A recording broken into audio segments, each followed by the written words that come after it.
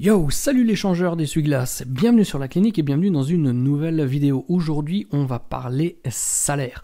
On va parler salaire parce que c'est une question qui intéresse beaucoup de monde depuis quasiment toujours et qui intéresse encore plus de monde depuis l'arrivée de la AEW en octobre 2019 qui a permis de mettre en concurrence différentes offres et qui a fait que mécaniquement, eh bien, les montants des salaires de la WWE se sont envolés au niveau des catcheurs. D'ailleurs, c'est vrai que sur l'internet, on voit les salaires passer de ci, de là, de temps en temps, et de voir un petit peu dans quelle fourchette de salaire annuel les catcheurs se situent. Mais aujourd'hui, on va parler d'autre chose, on va parler des salaires qui sont beaucoup plus grands. Ce sont ceux de Vince McMahon, de Stephanie, de Triple H et de Nick Khan. Ces informations, elles ont été sorties très récemment parce que maintenant la WWE a obligation de le faire. En effet, il y a un organisme qui s'appelle la SEC, S-E-C, qui veut dire Securities and Exchange Commission, qui est en fait l'organisme fédéral américain de réglementation et de contrôle des marchés financiers. En gros, c'est la version américaine de ce qu'on a en France, c'est-à-dire l'AMF, l'autorité des marchés financiers, qui est censée un petit peu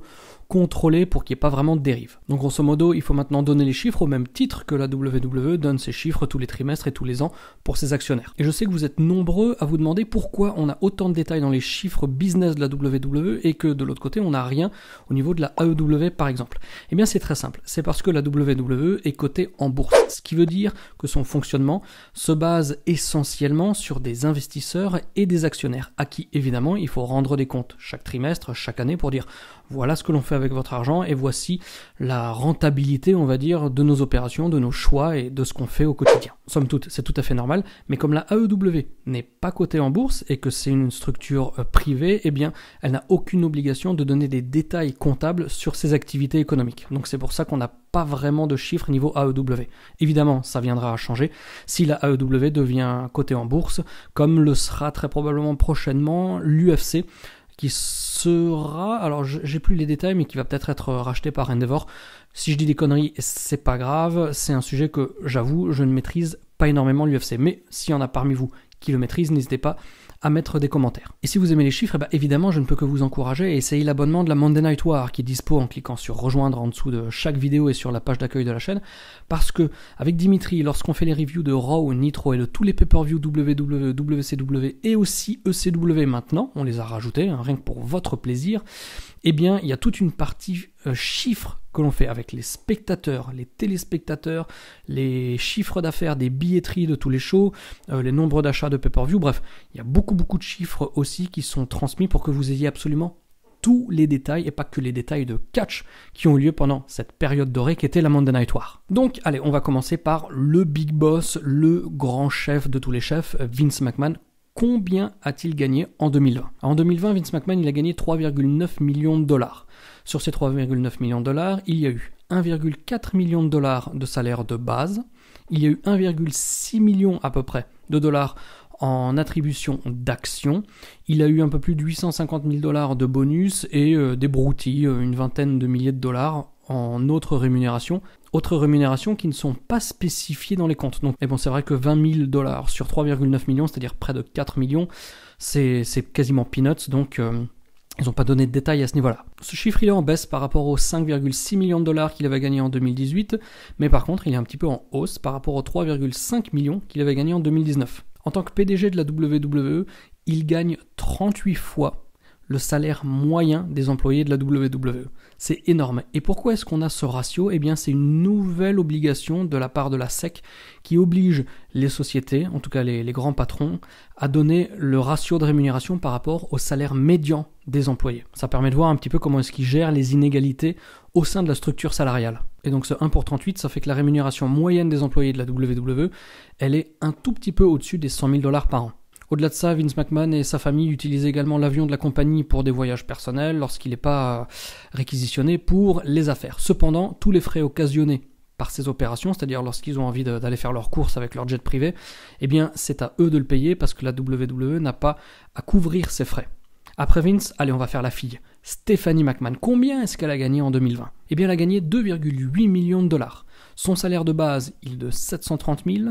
Elle a eu un peu plus de 460 000 dollars en actions, un peu plus de 220 000 dollars en bonus, et alors elle, c'est pas comme son père, elle a plus de 775 000 dollars d'autres rémunérations qui ne sont pas spécifiées.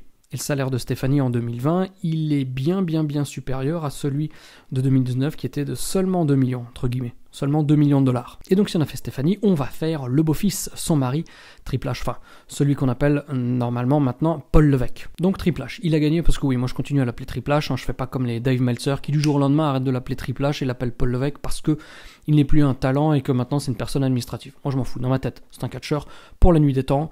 Tiens, la nuit des temps, je l'appelle Triple H et basta. Donc Triple H, il a gagné 2,4 millions de dollars en 2020. Son salaire de base, il est de 730 000 dollars.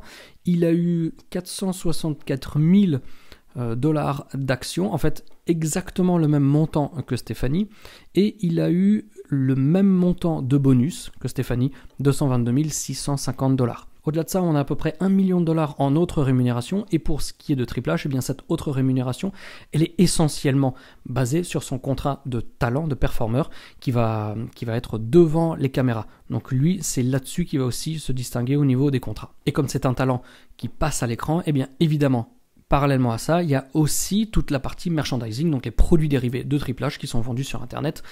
Et en 2020-21, pas trop sur les shows. Et donc ce salaire de Triple H de 2,4 millions de dollars, eh bien il est en baisse, une vraie baisse par rapport à 2018 où il avait gagné 5 millions de dollars, mais c'est vrai qu'en 2018 il catchait plus, et en 2019 il en avait gagné 3,3. Avant de vous parler d'un autre personnage, Nick Khan, rien à voir avec le Tony Khan de la AEW, qui grosso modo doit faire en sorte que la WWE arrive à rentabiliser ses actions commerciales, donc à acheter moins cher et à vendre plus cher. Il est notamment à l'origine de la formidable négociation avec Peacock où la WWE a vendu pour...